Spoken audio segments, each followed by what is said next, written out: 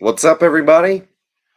It is Saturday night, August 14th, 2021. Hope you guys are doing well. Whenever it is that you're watching this video, it's a little bit late here, 10 p.m. Mountain Standard Time on a Saturday night. So I am streaming this live, but I don't know if I'm going to get much of an audience at all. So the agenda tonight is to talk about Ned Rig baits and specifically my top 10 favorite Ned Rig baits. Uh, and not just Ned Rig baits, but Ned Rig worms. I should be more specific. So I'll probably change the title of this video after it finishes uploading, just to be a little bit clearer, because there are 1,000,001 Ned Rig baits on the market now, and they come in all profiles, all different shapes, and for the most part, the size is pretty consistent. However, um, worms is what I want to focus on tonight. So, um, the original Ned Rig came out of the Midwest, also referred to as the Midwest Finesse technique, is really just very simple. It's a small mushroom style jig head and a short worm, um, right in the ballpark of 3 inches, 2.5 to 3 inches long, threaded on a lightweight mushroom style jig head.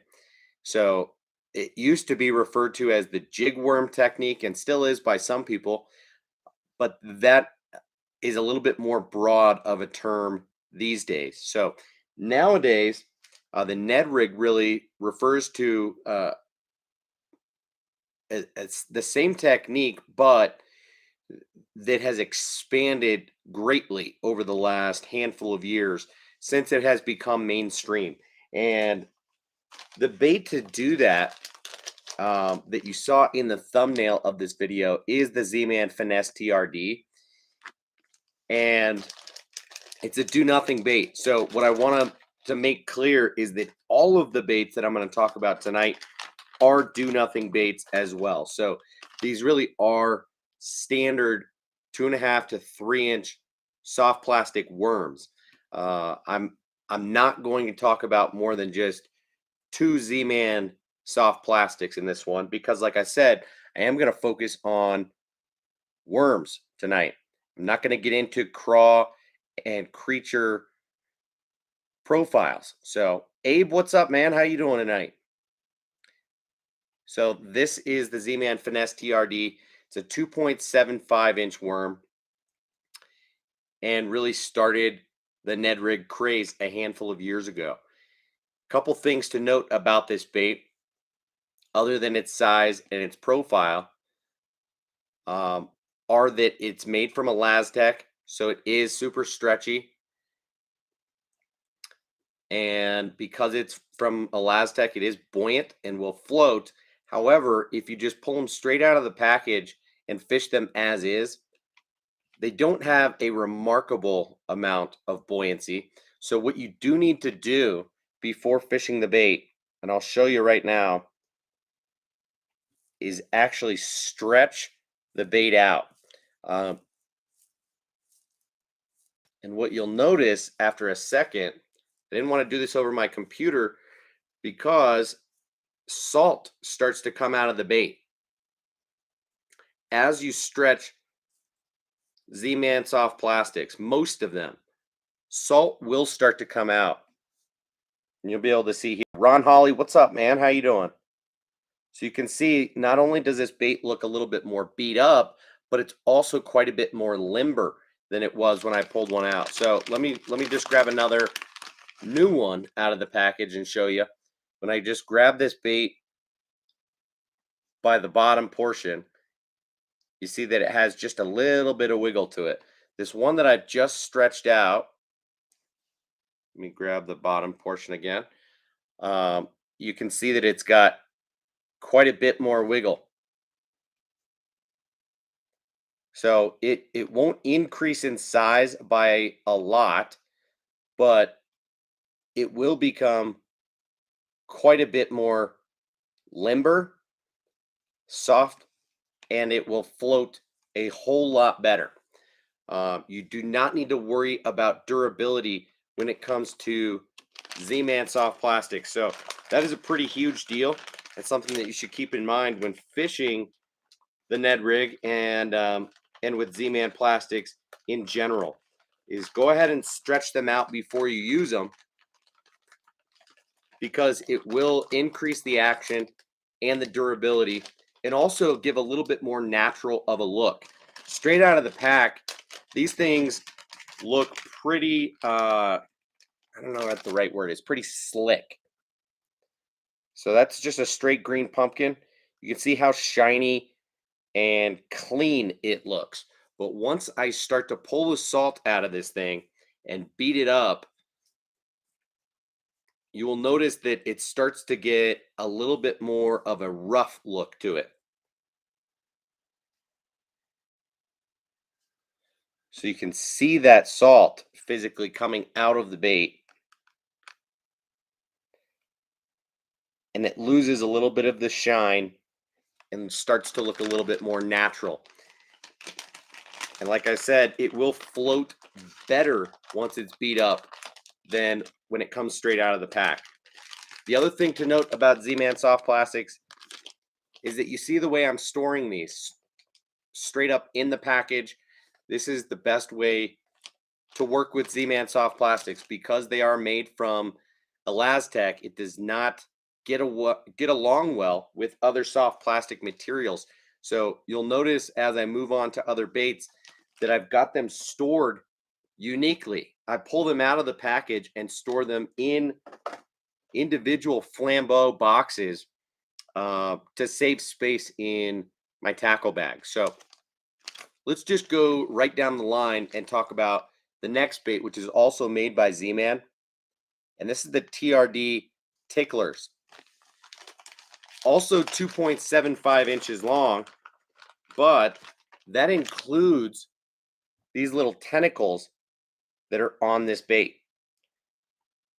So there are 4 tentacles, and what you get with the profile like this is kind of a hybrid between a stick bait and a tube, okay?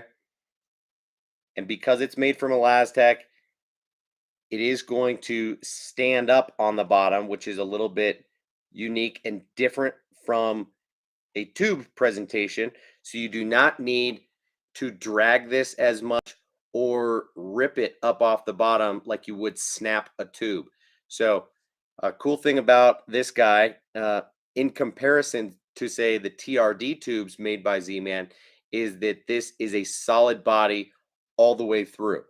So not only is the head solid for rigging, but the entire body is solid as well. So these things have incredible durability and just a little bit more action because of those tentacles on the top. So you get a smaller profile because including the tentacles, you're at 2.75 inches. So this thing is, just 2.25, not quite 2.5 inches without the tentacles.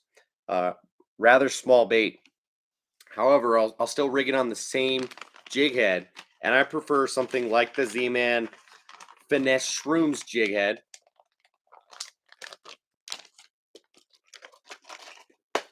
Which looks just like this guy right here.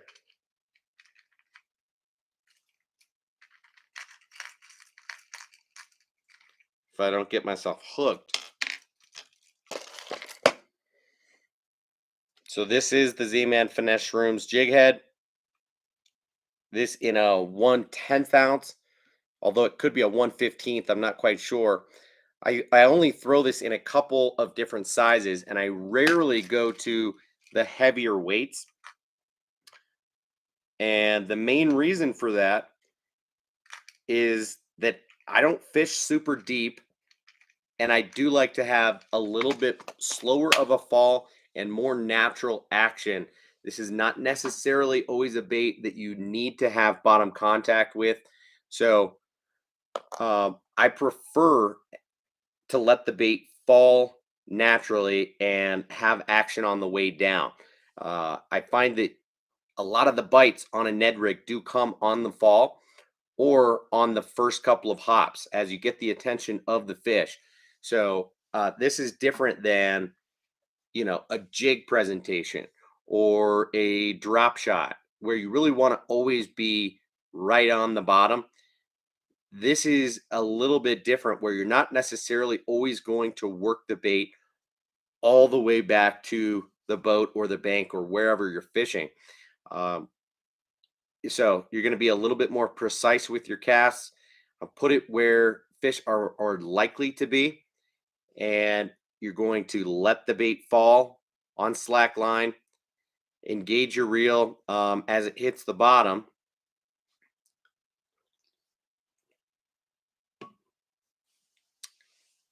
Double check that there's not a fish on there already, and then just work the bait for maybe 10 or 15 yards or so before you just reel it back in and make another cast. So that is just my opinion. If you're fishing much smaller bodies of water or in very concentrated areas where there are fish all over, then of course you do want to work the bait all the way back to you. But here's one other jig head, also made by Z-Man. This is called the Ned Locks. Very similar design in that you get the mushroom style jig head, but you get a little bit heavier wire of a hook here and a different bait keeper that I find to be very effective. So, if you're fishing around slightly bigger fish, I would just go to something like that with a slightly heavier hook. Um, but I would not go to a heavier weight or a longer hook because, like I said, all of these baits are going to be right in the ballpark of 2.5 to 3 inches long. So Z-Man does make larger versions. Like this is the Z-Man.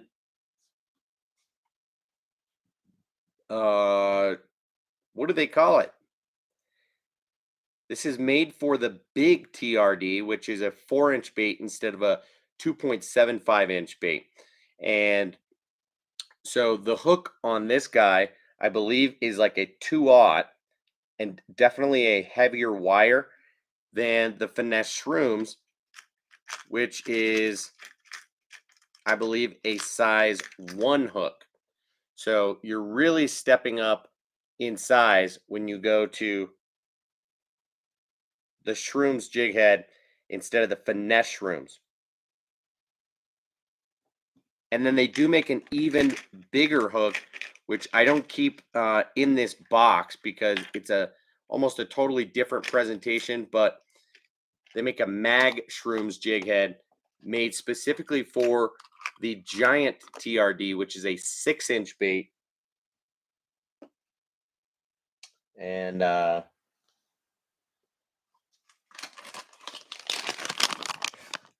hook has a 6/0 hook in it. So all of those presentations are a little bit different. But again, I would use one of the smaller standard Ned Rig hooks with a size 1 hook on it. Now, some companies make jig heads that are just a little bit different. For example, Owner makes the blockhead, which comes with more of a 1/0 hook on there. That's just a little bit longer of a shank and still does the trick quite well. But I try not to deviate too much. Though there are a handful of different hooks that I will use. And we can talk about those if you guys want, but I don't want to dilly-dally too much in talking about terminal tackle unless that's something that really interests you guys. So I do want to just kind of rifle through these baits so that I'm not talking about them for an hour or more. Because if you guys want to talk about something other than the Ned Rig tonight, then great. But hold on one second. Yes, Brooklyn?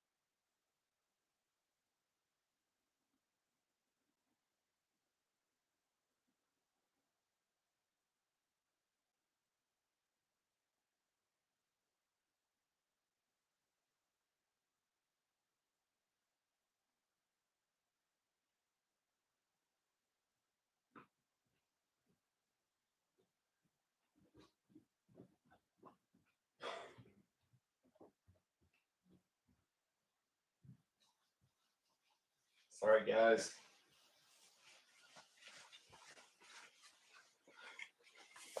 Hope I didn't lose everybody.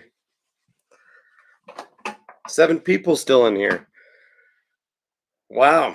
Well, that was my 5-year-old telling me that my 3-year-old needed to go to the bathroom. Like I told you guys last night, she's been potty training for the last, 2 weeks in preparation of preschool. And so she's wearing underwear all day, wearing a diaper at night. But nice thing is that she wants to actually get out of the crib and go use the bathroom instead of go in her diaper at night. So she will start crying, and sometimes I don't hear her. But you know what? That's part of the deal, and I appreciate the fact that she wants to use the bathroom instead of the diaper. So, right on. So, Ron says, "Can that giant turd be wacky rigged? And how well might that work?" No, dude. So it could be wacky rigged, but it's not going to be effective. Because here's the thing. It's a giant bait, and while it is limber, it's really buoyant. So you would have to throw this on a weighted wacky rig on a big hook because this is a fat hunk of plastic. So, like I said, the way that this bait was designed to be thrown was on the Z-Man Mag Shrooms jig head, which is a 6/0. So it will cover, the appropriate portion of the bait relative to what a standard Ned rig would be. But like Matt is saying, throw it on a Texas rig. Um, I would not say weightless, dude. I would say on a lightweight Texas rig, 1/4 ounce is probably appropriate. Okay, yeah, no worries. Not the cover scat. He was talking about the giant TRD. So don't throw that weightless. But if you're throwing the cover scat, then yeah, that's one of those baits that is super dense, really salted, and is best to be thrown weightless on a Texas rig because of the way that the bait was designed and how heavy it is on its own. So different baits, different applications, but yes, the giant TRD is best fished like a Ned rig, followed by a Texas rig, followed by like a punching setup with a heavy weight and a flipping hook tucked into the bait. But hope that answers your question. So moving on from Z-Man, and I'll just mention again that these two baits stay in their package for a reason, and that's because they will melt other baits and they will bleed onto each other. So sometimes I will combine colors into one pack. I've got 3 colors here: the green pumpkin orange, the green pumpkin, and then that copper truce. And I find that when the copper truce is next to the green pumpkin, they don't affect each other. And when the green pumpkin orange is next to the green pumpkin, it doesn't affect the other one. But sometimes I made the mistake of putting like pink ones in the same bags as white ones, and you really get kind of this like orange color. And they definitely will bleed together. So moving on is another bait that's made from a similar material, and that's why it's in its packaging right now. This is a new bait on the market this year, and it's the Molix Stick Flex. Molix came out with, I think, 3 different baits. One is a craw, one is a creature, and one is a stick bait. So, like I mentioned, we're only talking about stick baits tonight. I'm just going to talk about 10 of them. But here is one of them that I had rigged a month or so ago. Caught a couple fish on. You can't see any wear and tear on the bait. Here I've got it rigged on a 1/15 ounce Z-Man Finesse Rooms jig head. And cool thing about this bait, other than it being buoyant and super stretchy, durable, All the same benefits that you'd get from Z-Man are that one, it has a different profile. So this thing comes to a very tapered tip on the tail section, but it also has this narrow, almost filleted section with some ribbing on it in kind of the rear third of the bait. So really like that, kind of unlike anything else on market. And on top of all that, these baits come scented. So I don't quite know how to explain other than like shrimp. It smells kind of shrimpy, in my opinion. Guys, we got 10 people in here, only 3 thumbs up. Do me a quick favor, hit that thumbs up button. We're going to roll through these Ned Rig baits.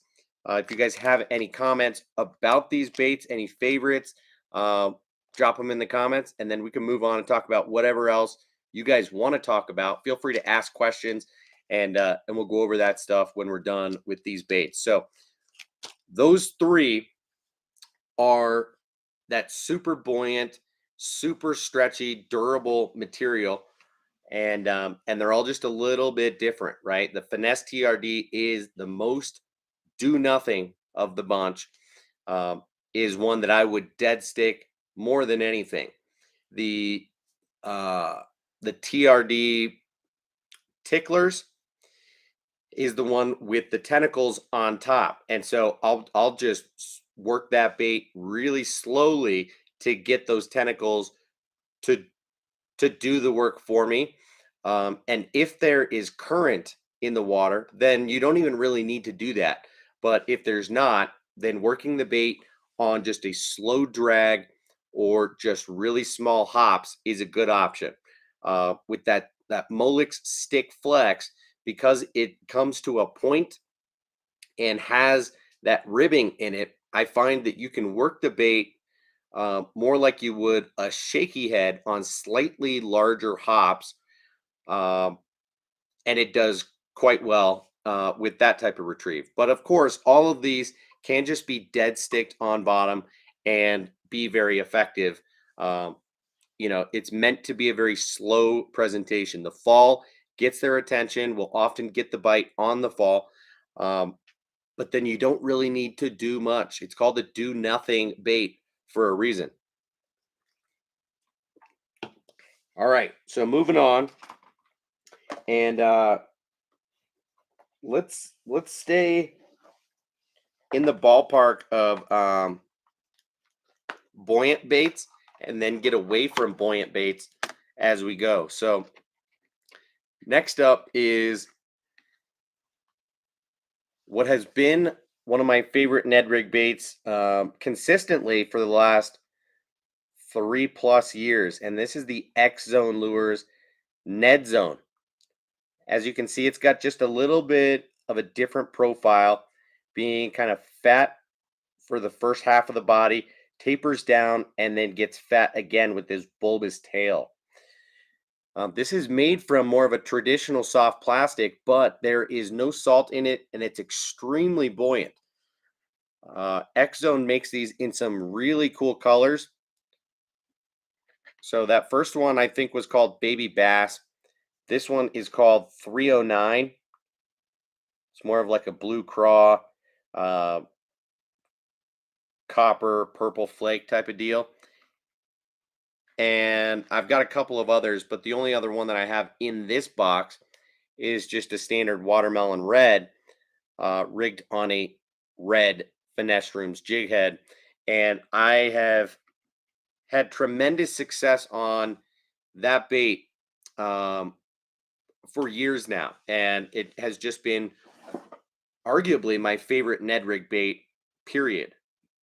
Mostly because the color combinations and the way that the bait moves, in my opinion, is better than the Z-Man Finesse Trd, and it's just as buoyant. It also has the X Zone Lures scent on it, which is mostly like a black licorice, anise type of scent, but it's got a little bit something else in it as well. So definitely recommend the X Zone Lures Ned Zone. And there are 2 other buoyant baits, so we're kind of half and half on this list. So next up is the Yum Ned Dinger. So they do make the Yum Dinger all the way down to a 3-inch size, but this Ned Dinger is made differently. And it's made with no salt in it.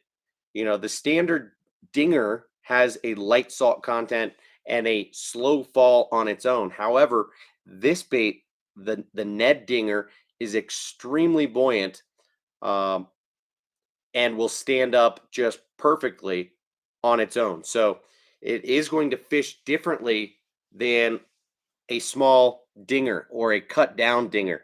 You know, a lot of people still seem to think, even though there's 101 Ned Rig baits sold on the market now, a lot of people seem to still think that you can cut down a 5 or 6-inch Senko and get the same thing, same action, same presentation that you would out of any other Ned Rig bait. And that is just absolutely not true. So what you'll notice about these colors are that they're very natural, very subdued. Um, so I carry these in, you know, just a brown, a green, and a black. And one thing, other than its buoyancy, that makes the Yum Ned Dinger excellent, doesn't really have any scent at all, is that the tail section, where you can see just above the ribbing where there's these dots, it is hollow. So just this much of the bait is hollow. And it's just enough to add some scent or a rattle. And those two things can be extremely um, important in getting a bite on the Ned Rig, because again, it's a do nothing presentation. So if you're just dead sticking the bait and you're using something that doesn't have any scent, like a Z-Man bait, like these Yum baits, that can be an issue. So I don't know. It's interesting because you can throw in scent, you can throw in a rattle, and just mix it up a little bit to make the fish react. But then you get these super natural colors, which I like. Okay, the last one that I want to talk about is the Sense Ned Fry. Um, and this bait actually comes larger straight in the pack. So these things are 4.6 inches in the package. However, I cut these down and fish them like a traditional Ned Rig, and have had tremendous success on them. So these are super buoyant as well, but they come in some awesome color patterns. This is like an electric shad. This is like a cinnamon purple, and they make a lot of other really cool colors too. But this guy has ribbing all throughout the body, has a tapered tail, and has a flat bottom.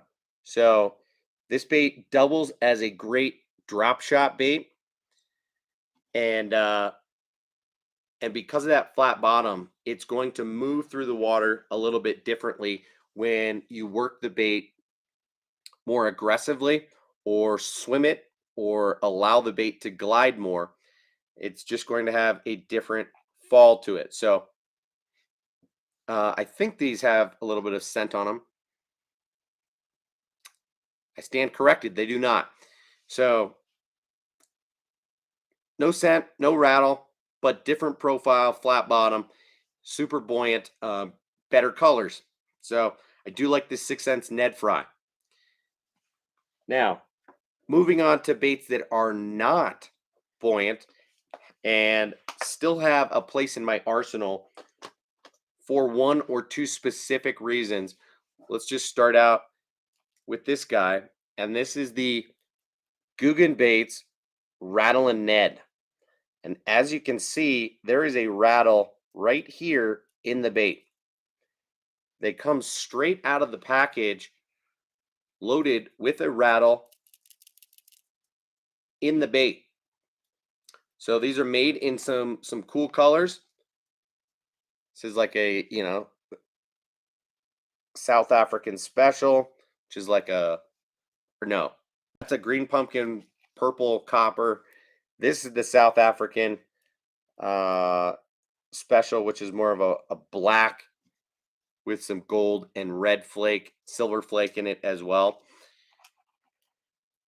And then this is more of that shaddy type of, like the electric shad. So the Googan baits, uh, I'm not going to really compliment the profile or the action of the bait. It does have a little bit of like segment. It even has like what look like eyes on the front there. So they're trying to make it look more of like a bait fish than anything. However, this bait excels because it has the Googan bait scent on it, which is pretty strong, and I have no idea how to explain it, but it is a pretty good scent. And the rattle. The rattle does everything in this bait, but it does weigh the bait down significantly. And these baits are made from a very soft and salty soft plastic. So the downside is that they will sink and fall down flat very quickly, and then they are not durable at all. So that can be really unfortunate. Is that you have to kind of get creative in how to extend the life of these and rig them. Cut down just a tiny portion to re-rig it, or turn it 180 degrees and rig it on the other side to try and get one or two more fish out of it. But they're relatively expensive, and they're not durable at all. So that is one thing that's unfortunate about the Rattlin Ned, but it is a great concept to sell a bait with a rattle in it. That's just something that is not really on the market. So that's the reason that I also really like that Ned Dinger, is that cavity in the tail section that you can put that same rattle from, say, a Googan Baits Rattlin Ned. I'll just show you right now. Um, you can just kind of pinch and work this rattle out of the bait. Okay. And that leaves about a ½ inch on the end of the bait that is just empty. Now, this is a clear plastic rattle. I don't think it's glass or anything, but it is relatively loud. So we'll take the Ned Dinger, which, like I said, has a shorter empty portion. And if I just stick the rattle in there, it's going to be sticking out of the top of the bait. So what you have to do is kind of shove it in to get it to stick inside the bait itself, which might make it bulge a little bit like that. But what's really cool is once it's in there, this bait will still float with the rattle in there. So one big reason that I like that Ned Dinger is what you can do with the tail. You can throw scent and or a rattle in there. So Googan Baits Rattlin Ned is the first non-floating one that I do make an exception for. How many more we got here? I thought I've only got a couple. 1, 2, 3 to talk about. How many did I talk about in the first place? 1, 2, 3, 4, 5, 6 floating, 4 not. Okay. So next up is the Missile Baits Ned Bomb. Now, this is a really well-made bait, very interesting profile. As you can see, this thing is kind of a fat worm with a very skinny spade-shaped tail. It also has a similar black licorice type of scent to it. Um, but what I like about this bait, other than the color combos and the scent, is that profile allows for a very erratic and different type of action than what you see in other Ned Rig baits. So just want to showcase a couple of their fantastic color combos. But this bait, when fished on a hopping style retrieve, will just dart and go in very unpredictable directions. So most other Ned baits, they're just going to work right back toward you. However, this thing might go off to the side by 1, 2, or even 3 feet. It's just kind of jumping and darting all over the place. So I will definitely fish this bait more erratically um, and more quickly than other Ned Rig baits. Because it will fall over as well. If you dead stick it, it's going to lay down, and that tail isn't going to do a whole lot for you. But if you're fishing it vertically or on a drop shot, you can shake that thing on tight line, and that tail will have a tremendous amount of action. You could throw it on the back of a micro chatterbait, for example. So Z-Man makes this is called the Flashback Mini Chatterbait. They make it in a 1/8 ounce size, what you see here, and a 3/16 ounce. And if you rig that Ned bomb so that the tail is sideways,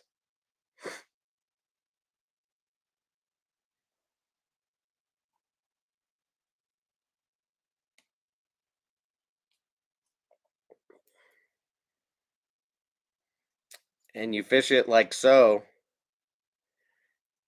that thing is going to be an awesome tiny little chatterbait trailer. So you get a bite size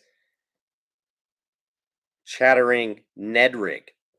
So, I like to think outside the box with some of these things. When I see a tail like that, I can't help but think, ooh, that's good on a chatterbait. But again, we're just talking about the Ned rig. So when fished on a standard Ned rig, I would pop and hop the Ned bomb more than anything because it's got a very, very thin tail that makes the bait do some funny stuff underwater.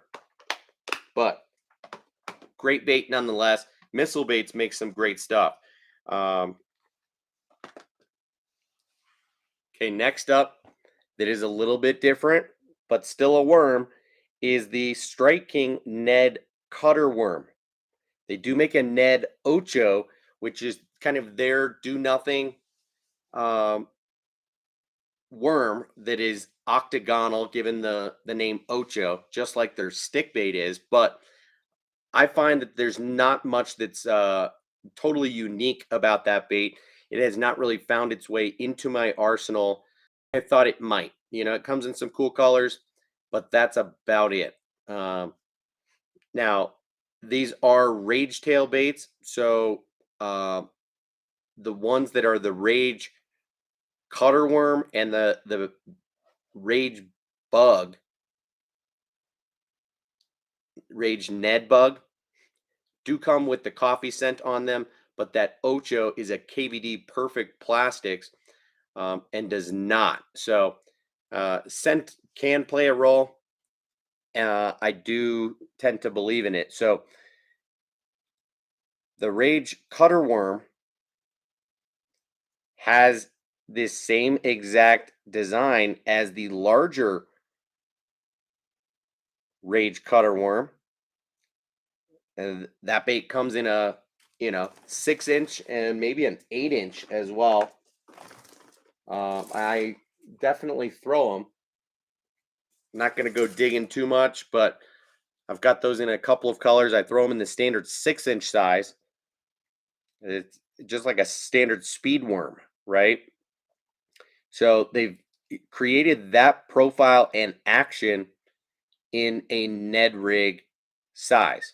So I really like the idea here, and it does have great action on a swimming retrieve. So if you're going to a Ned Rig faster, if you're going to swim and glide or hop this bait to cover more water and find fish, this is a great bait to do that with. Now, one thing that I did not know until doing a little bit more discovery is that you can't tell with, say, straight colors like the watermelon red or the green pumpkin. You can't tell which way to rig these baits. So you might think to rig it with the tail up, you might think to rig it with the tail down. You might just think like you would when, say, you're fishing a grub or something of the sort. But with this bait, you can actually tell that it's two-toned and therefore the lighter side on bottom. So this thing is meant to be rigged sideways. So the tail is going to kick up and down actually, and not side to side as much. So anyway, it's a little bit personal preference. You can rig it however you want to, but it was interesting to find that that's how they decide that you should rig them is straight flat. And I know that that's a little bit more typical with a speed worm than it is with a grub, but yeah, Matt says you rig them flat. Okay, last but not least, and you guys probably saw this coming, not sure, but one bait that I think everybody needs to have in their Ned Rig arsenal, especially if they're going to dead stick the presentation, is the Roboworm 3-inch Ned worm. They do make this bait in two different sizes. So this is the 3-inch, and they also make it in like a 4.5-inch size. So the real appeal with Roboworm is how they pour their baits and how they're able to get just these tremendous colors. So it's got a salty bottom and a gorgeous color scheme on the inside.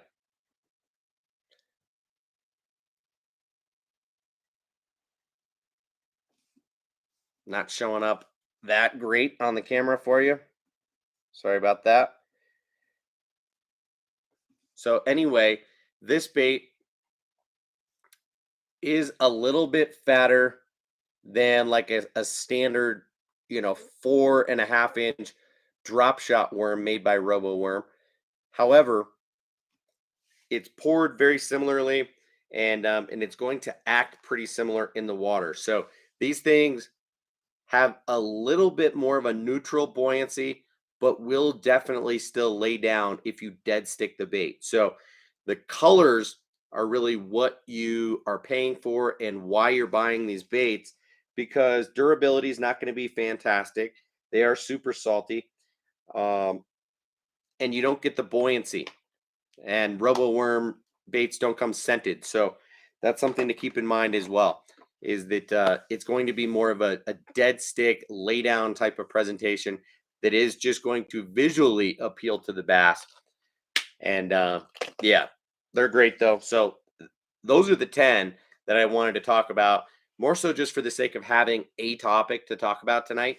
But it's already been 47 minutes, and I apologize it taking me this long to run through them, as well as me having to step out for 5 minutes to tend to my kids. But such is life, and I appreciate you guys hanging out and hanging around for as long as you have. So cheers to you guys. Let me catch up on the comments, and then we can talk about whatever it is that you want to.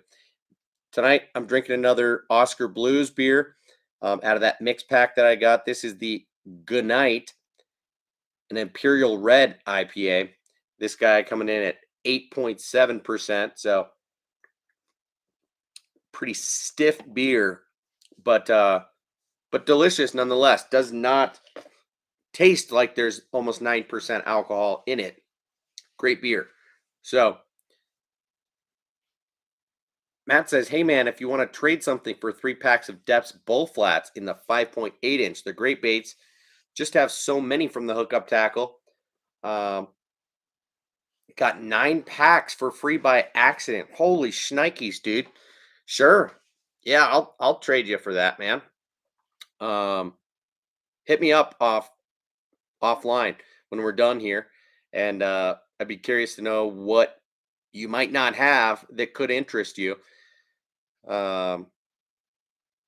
Be happy to talk about it, because that bull flat definitely does interest me. But if I was going to get them, I'd probably get them in like the 2.8 or 3.8 inch size, kind of like the Geek Rack Bellows Gill.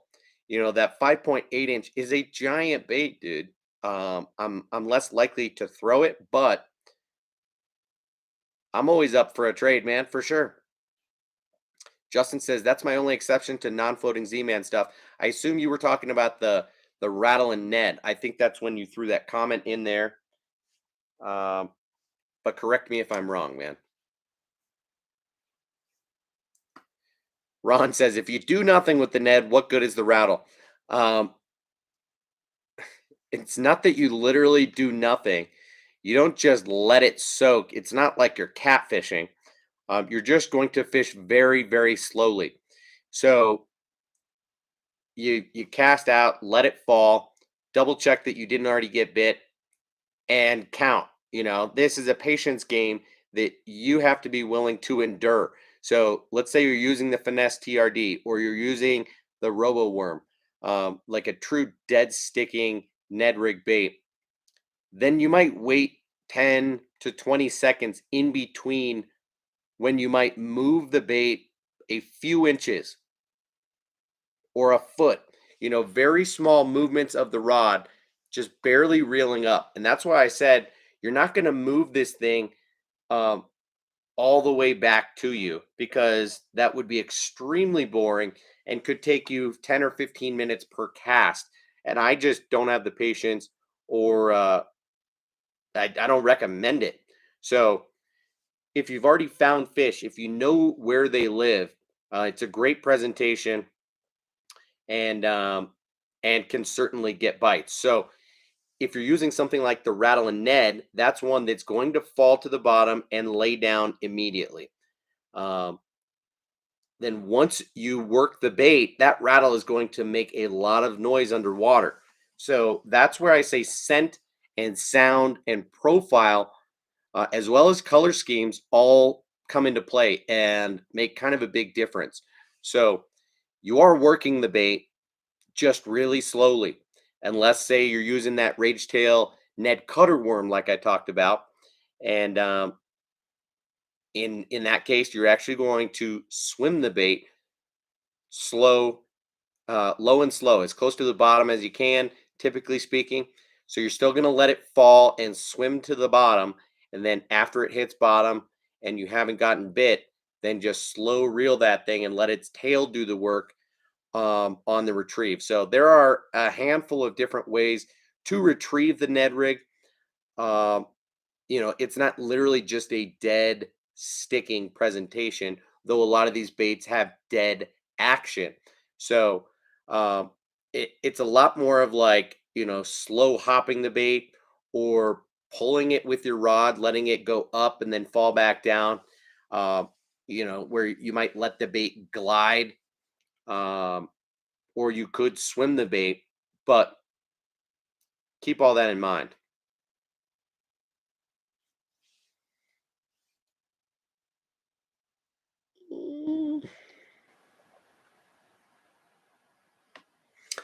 Oh, Matt says, I use the Willow Vibe. That's a great chatterbait, man.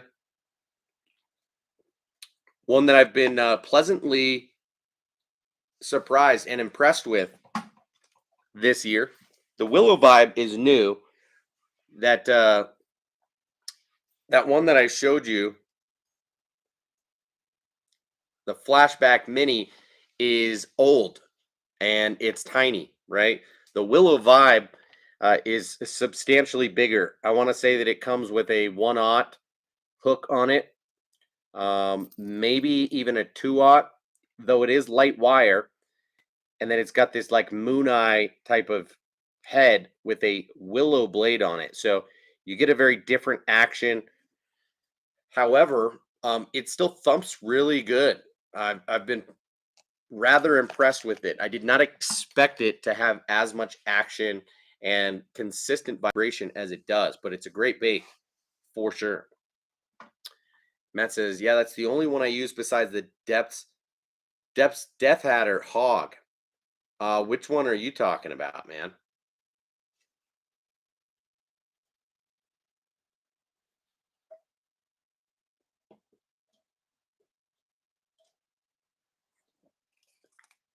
Abe, what are you talking about?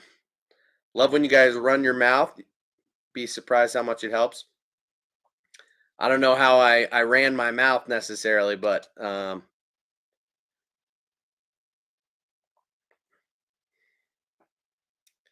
Matt says, okay, they are huge.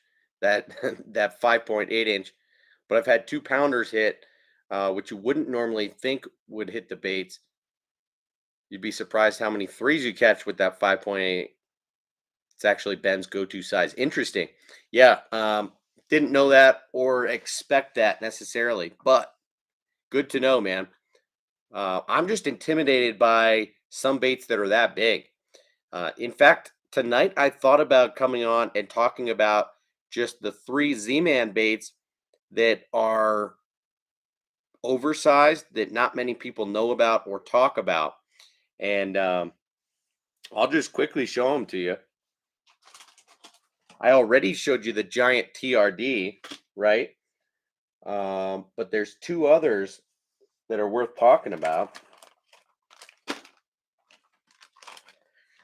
So one more time, the giant TRD is a 6-inch stick bait made from Elastec. So this is a very heavy bait. I'll weigh all these out for you just so you know how much Elastec is in these freaking baits, because it is surprising the value that you get out of buying these baits. 0.67 ounces or 19 grams. I mean, literally 5/8 of an ounce by itself. This thing is heavy as a stick bait. So I thought it was a reasonable question that Ron asked. Do you just fish this thing wacky rigged or weightless? And the answer is still no, because it's so buoyant. This thing will still float to the top and will not have the kind of action that you want. Justin, you're right. The Pro Craws are a great bait, man. Really great bait. I've been using them this year, and I've got them in like, I don't know, 6 colors, maybe 4 or 5 colors, but really like that bait. And quite a bit better than I like the original TRD Cross, which I absolutely still love. So next up is the Diesel Minnows, which is a Z-Man soft plastic swim bait.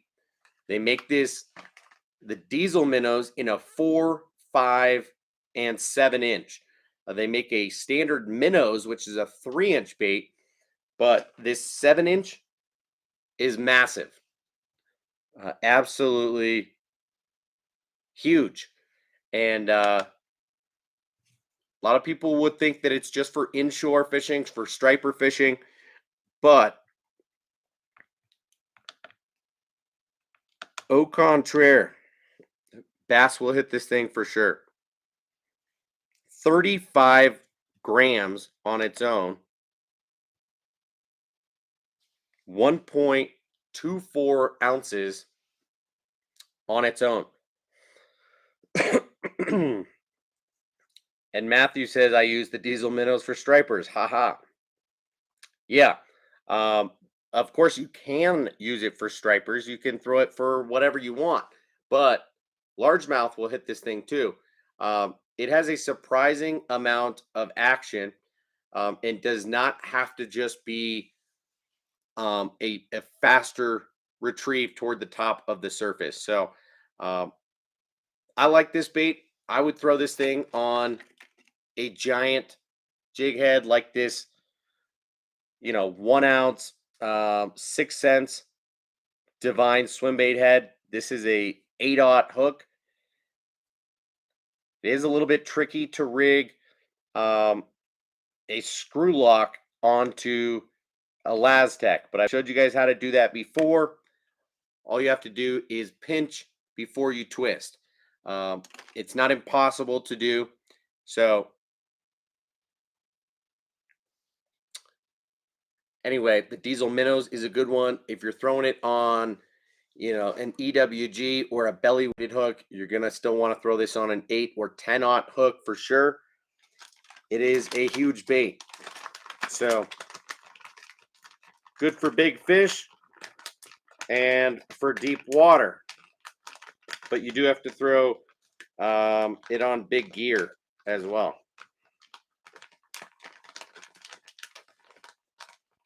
And the last one, which I actually think I like more than the other two, is the Streaks XL.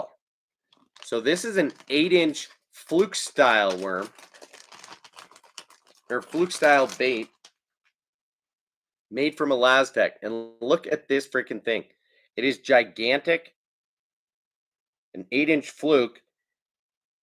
And I find that compared to, say, the other Streaks baits, because these tails are so thick, they don't stick together. And I appreciate that. You get a long tail section, a deep belly slot, really solid head, and a belly and a hook slot up top to tuck your hook or just let it rest on top. So again, 8-inch bait, you're going to want to throw this on an 8 or larger, 8/0 or larger size hook. And I found earlier this year that you cannot throw this thing weightless and expect it to go subsurface at all. I was fishing for smallies and trying to keep this thing up toward the top, and yeah, it only stayed on top. It would not really go subsurface at all, which wasn't the worst thing in the world. 1.15 ounces, so still really big hunk of plastic. Huge guy here, and really well made, well designed, and I think these come 2 to a pack. The Diesel Minnows come 3 to a pack, and the giant TRDs come like 5 or 6 to a pack. 6 to a pack. But either way, they're all awesome baits, and ones where you get that durability, you get the action, the buoyancy, which you just can't really get out of anything else. So of course you could get the action, but you can't get the durability and the buoyancy that you do out of these guys from Z-Man.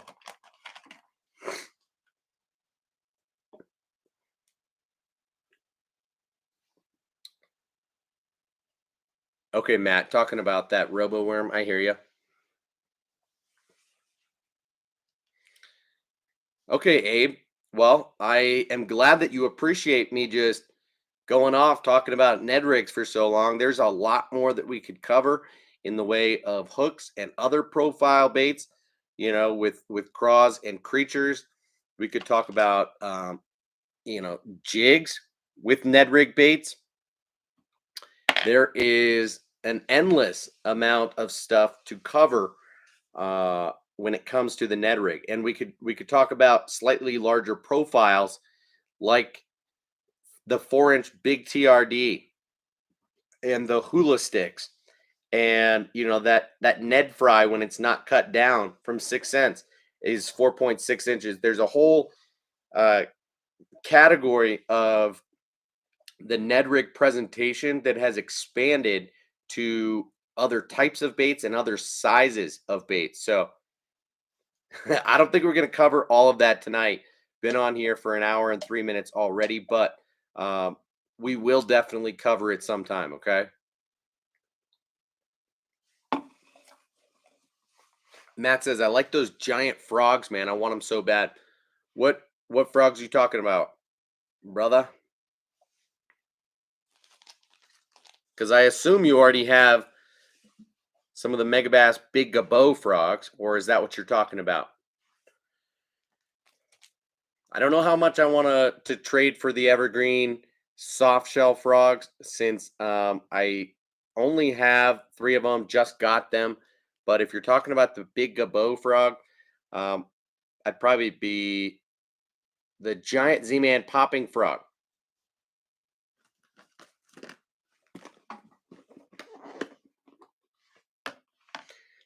I wouldn't say it's giant.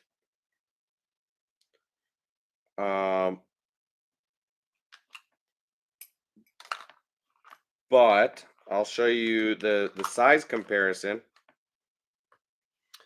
You know, here's the standard size, or what they might call the junior size. And these are the leap frogs, right? And then this is the larger version, which is more of just like a junior versus a full-size frog. I would not say that this leap frog is a giant frog. So no, it's actually the soft plastic one, not the rubber type.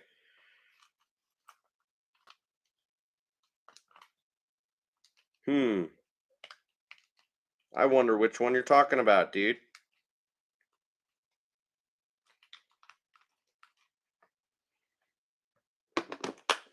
Because they're designing one that is not yet on the market. This is the only one that I have, and it's been out for a couple of years. It's not a popping frog. This is the hard leg frogs, which is meant to be like a horny toad style frog, and I find it to only be okay. I don't like how far apart these legs are and how subtle the action is on them in the first place. So what bait are you talking about, dude?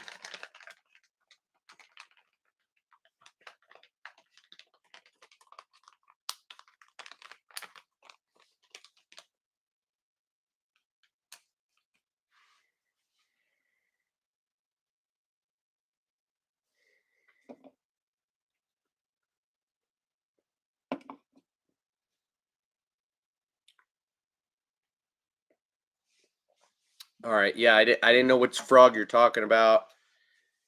So just let me know if you can actually pull it up, look at it. Let me know. But Z-Man is coming out with a new toad style frog that they've let us all in on. You know, the prototyping and the journey of kind of figuring that out. But again, that's not going to be a popping style frog. It is just going to be like a toad that is meant to be swum on top. So when you say the giant Z-Man popping frog, don't know what you're talking about, brother. It's not a frog, but they do have a the pop shads. And where the hell might I have those? One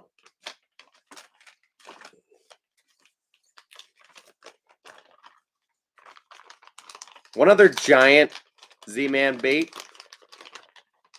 that you ought to be aware of is the Grubs.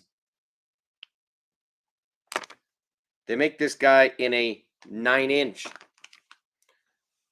Forgot to mention this one, but this is a 9-inch grub where, as you can see, the body is probably 4 inches and the tail is 5 inches.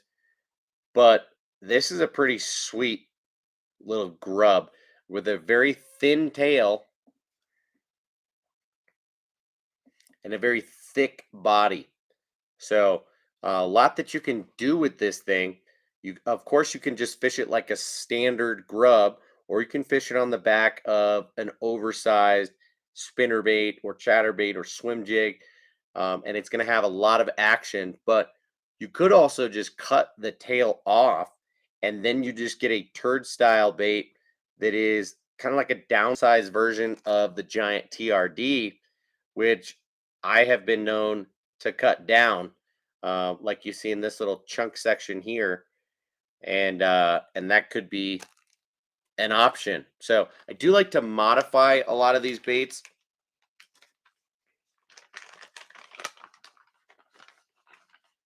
Just to get creative and try different things. The pop frogs, now they're not that big, and I honestly have never been all that interested in them. I just I don't find them, like, I don't think the action looks that great. But the pop shads, on the other hand, is one that you should take a look at. I don't know where they are right now, but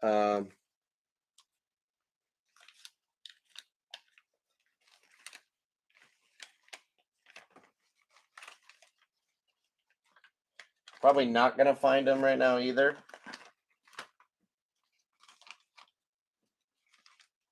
I've got like 20 different types of Z-Man baits on these 10 different pegs. And so yeah, the pop shads, they make in a 4-inch and a 5-inch. And the 5-inch is a big bait, dude. You got to throw it on like a 5 or 6/0 hook, and it is a pretty cool bait. You know, the popping action of it is relatively subtle, but the tail on it is cool. It's a horizontal tail, not vertical, um, and it's a thick bait fish profile with a popping cupped mouth. And I definitely would recommend that, probably over the pop frogs, simply because it's going to look more like a bait fish, and still something that you could work like a frog. You're going to have to rig it the same way as you would with that pop frogs anyway, by using an EWG style hook on it. But yeah, the pop shads is a cool bait. I've been interested in getting the pop shads in the 4-inch, have really only used the 5-inch, and I've messed around with it a little bit. In fact, I even decided to modify one of them by cutting off the tail and adding a propeller on the back of it. You know, Zappu makes these guys here called the Para R.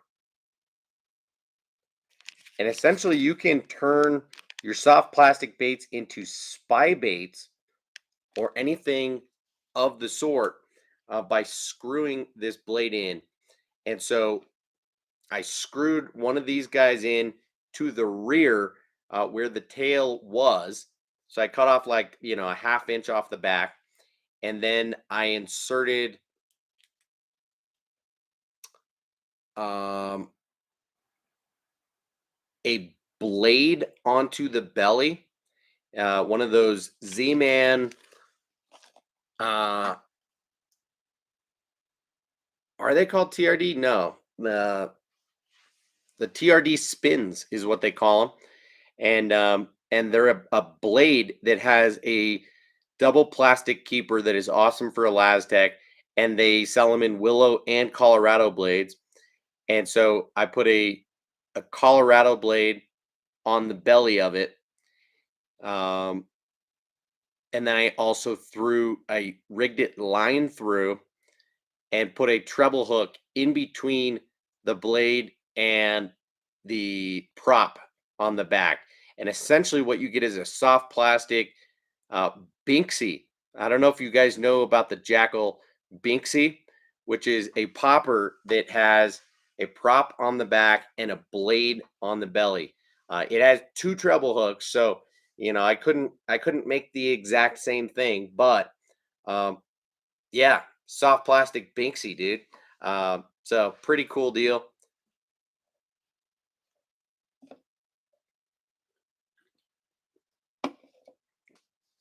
Those bounty fish, man. Can't wait to get those. Um, yeah, they should be pretty cool. Now, how much are they going to retail for when they actually get here to the US? Because I know that they've been going for insane prices. Are they still going to be 20 or 25 bucks a pack for 3 of them?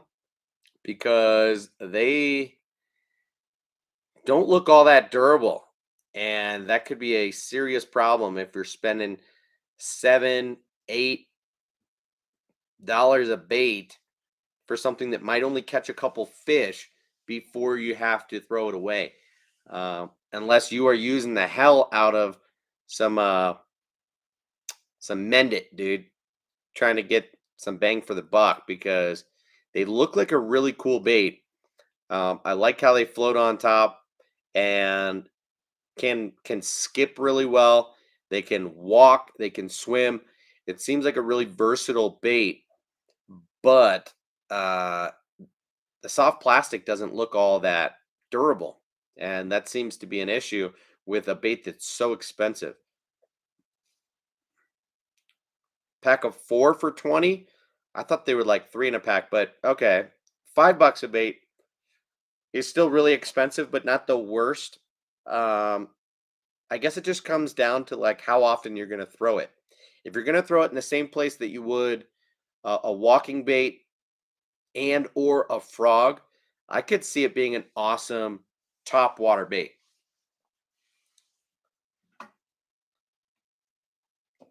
And I'll be curious to hear about what people think the durability is actually like once they get their hands on them and fish them. You know, from the 1 or 2 videos that I saw online about that bait, it seemed like it was not that durable, and that the guys fishing them were only getting a few or a handful of fish per bait before having to switch. And to me, that can get pretty pricey pretty quickly, especially if you fall in love with the thing and want to restock and want to have it in a bunch of colors. 20 bucks a pack, that definitely adds up fast. And I'd rather just have, a topwater walking bait that's going to last a long time, or, a frog that I know will last dozens and dozens of fish, um, most likely for the same price, right? So kind of tough. And maybe I'm wrong. It could be a tougher plastic. Um, I don't know that for sure. So as I said, I will be curious to hear legitimate reviews about what people think about how the bait fishes and how that durability is, because that's my main concern. Durability and then price. But I think the design is fantastic. I think the action will be awesome, and I think because of its versatility, people are going to find all sorts of ways to use it. And yeah, probably one of the cooler baits that was released this year at ICAST, or just generally speaking. Uh oh. Barking Spider. Not a good one either. Justin says, is there a big difference between the Gabo and the Gabacho? Um, you mean the big Gabo? Because there is a pony size of the Gabo, but yes, there is a big difference.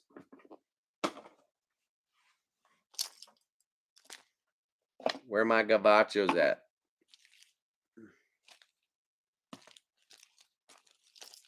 All right. So nope, they look pretty similar, huh?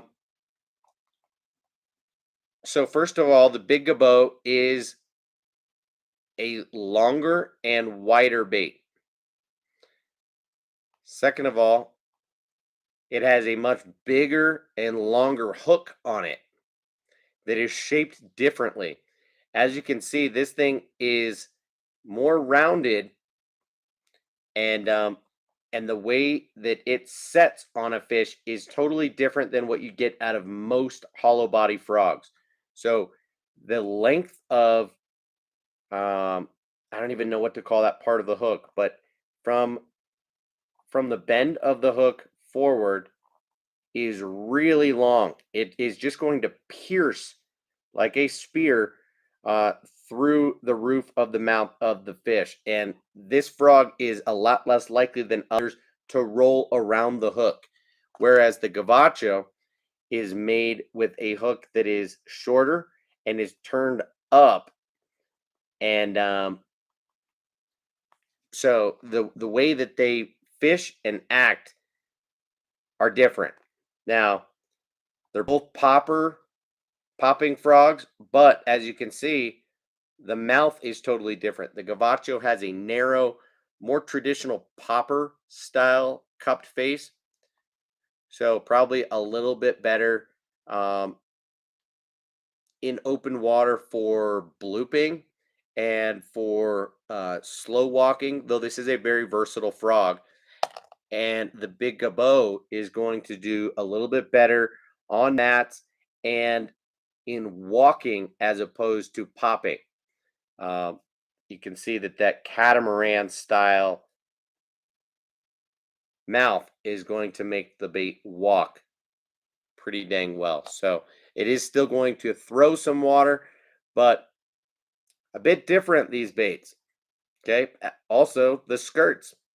You can see the big Gabo has a unique skirt that uh, is perpendicular to the frog, goes side to side, and the Gabacho has a standard skirt that comes out, and then also a long one that comes straight down. So it has three tails to it.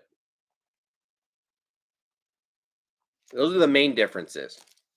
Okay.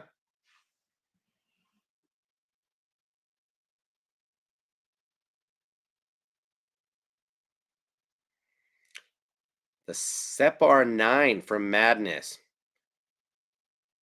It's a soft version of the Balam 300. Interesting. I haven't heard of that bait, dude. Separ 9. Might need to check that out. Huh. Ron says, does Lunker Hunt make that barking spider? Chances are they do. Um, yeah, they make all sorts of critters, man. I don't have any of the spiders myself. You know, I really only have the rats and the prop frogs, and that's hilarious.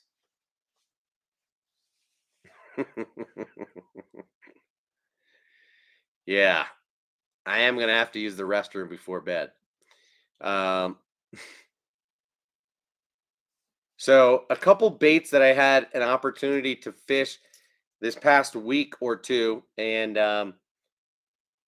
you know, didn't put a tremendous amount of time into, but really got to know the baits better. Um, are a couple by 6 cents that I want to talk about. So, um, first is the Splashback Popper. Told you guys on a video a couple weeks ago when I got these in that this was one of the few 6 cents baits that I didn't already have in my arsenal and had been a little bit curious about. You know, it's got a very unique shape to it in that it is like a whole shape to it. It's got a wide back and a narrow triangular shaped belly. This thing is tail weighted, so it will sit like a lot of other poppers. Um, However, it is silent. So no rattles in it, which I do like in some poppers. Um, but it's got a steep and large cupped face on it. And it's got good hardware on it, those EWG hooks that you'd get out of a standard 6 cents bait. But this thing walks really well. And if you work it a little bit more aggressively after you're walking the bait, you pull your line tight and pop it, this thing does bloop really well also. So I almost immediately am a big fan of this bait, and I'm glad that I got the 70 size, not the 90, because even this 70 feels um, like a pretty good size to me. Definitely not too big, but not a small popper. I think the 90 would feel gigantic. This thing weighs 3/8 of an ounce, and so for a silent popper that comes in some great colors with good hardware on it that walks really well for less than $10. Big fan of it. Um, and two others that I wanted to talk about. One I didn't bring down here. It's still in the garage right now. But I've got another color of it right here. Is the 6 Sense Quake 80 Suspending Lipless Crankbait. So at 80 millimeters long, this is a pretty big lipless crankbait. As you can see, it's got, weights and rattles in all these different chambers, from the back to the bottom, to the middle, to the top, to the front. And it's not the loudest rattle. It's probably middle of the pack in terms of how loud that rattle is. But it's got a very unique profile to it, where it's got a fat front, kind of like a Bill Lewis Rattle Trap. And, I wish I could show you guys in comparison.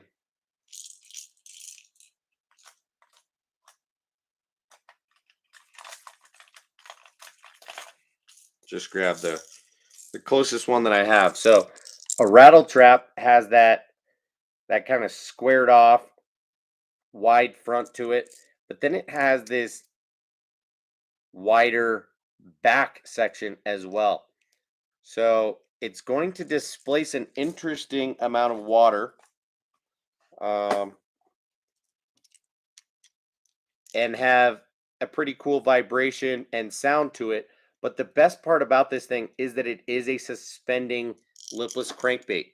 So this thing dives only 3 to 4 feet, and I mean dives. Like when you cast this thing out, it does not sink on its own.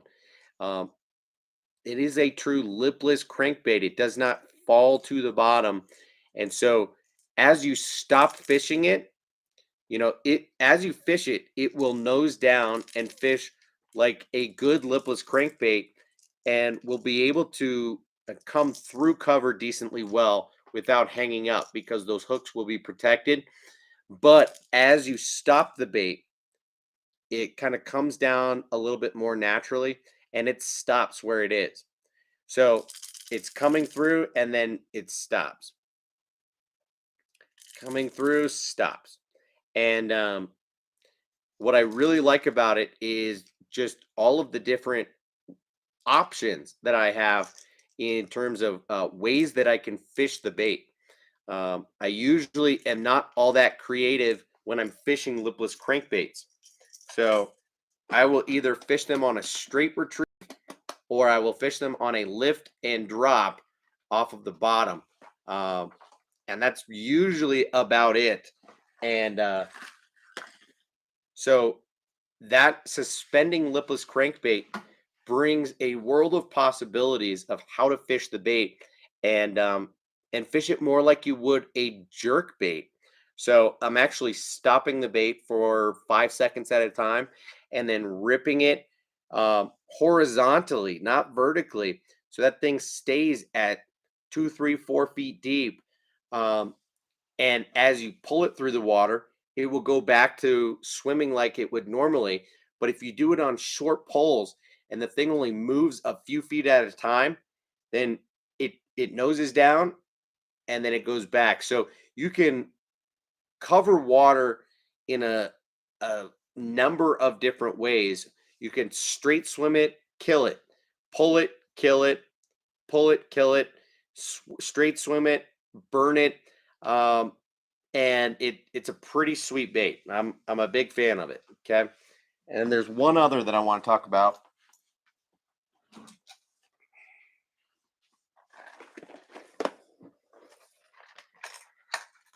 And I've also got it tied on upstairs in a different bluegill color, but this is the Movement 80X crankbait. So they make the Movement 80 in a wake bait version and this shallow diving crankbait version as well. So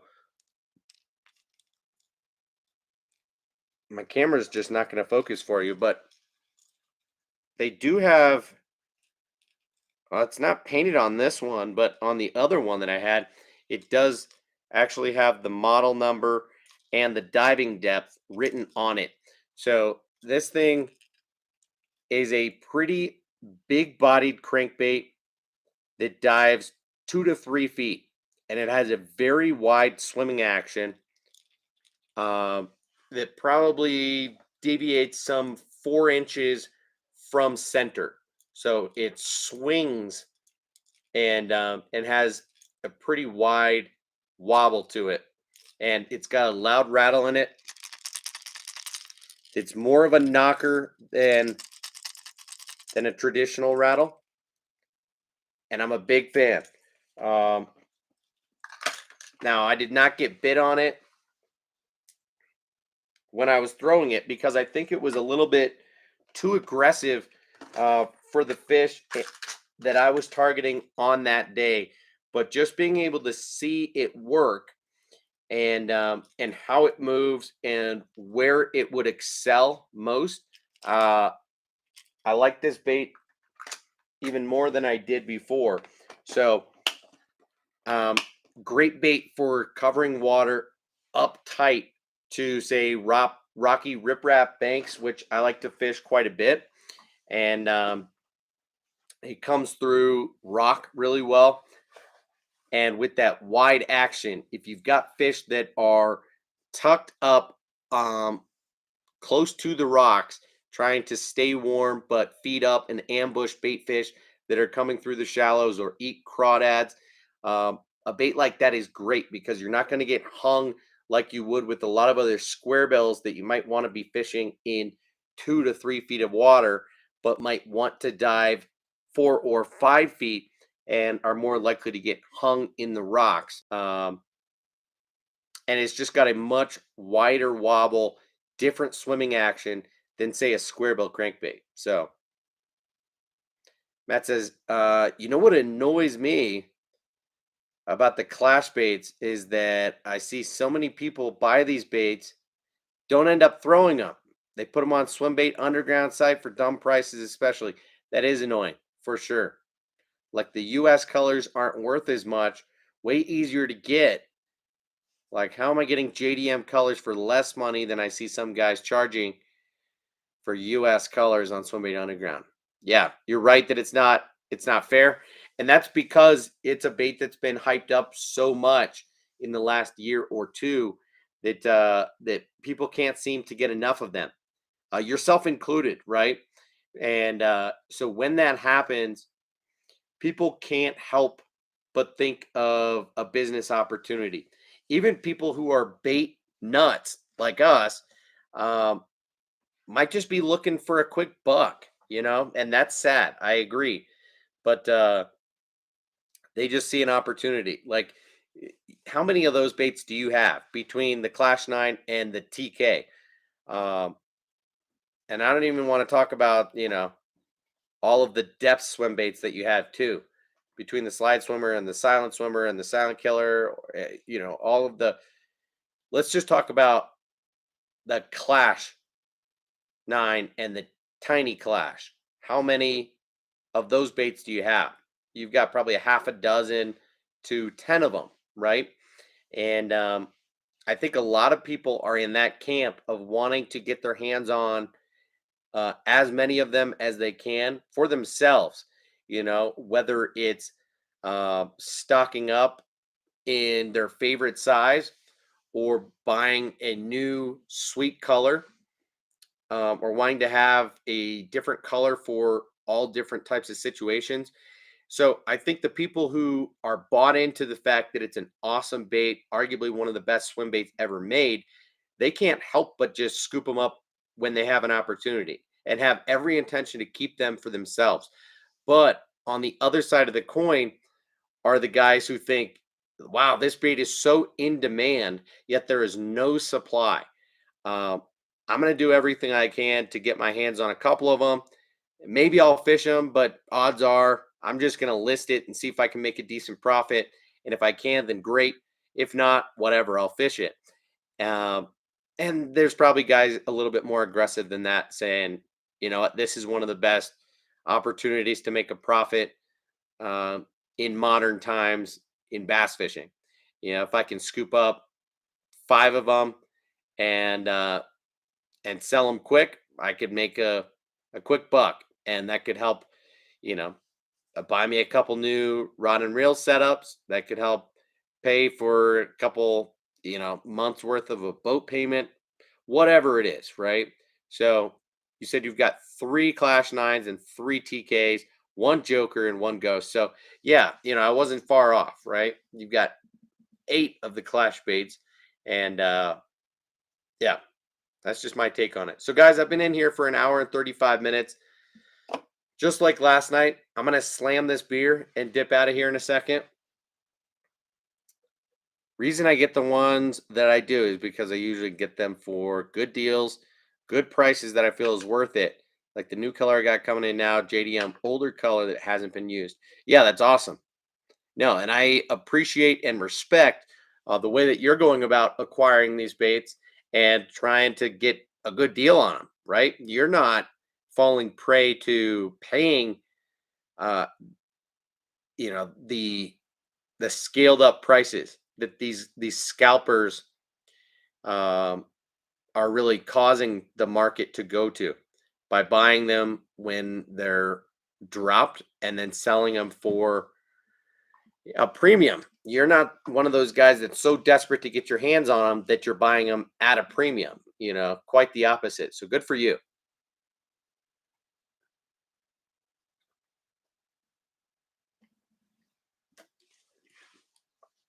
Down the hatch. Hopefully that doesn't come back up. 9%. Quick little 5 ounces of a red Imperial IPA. Definitely is still kind of sitting here.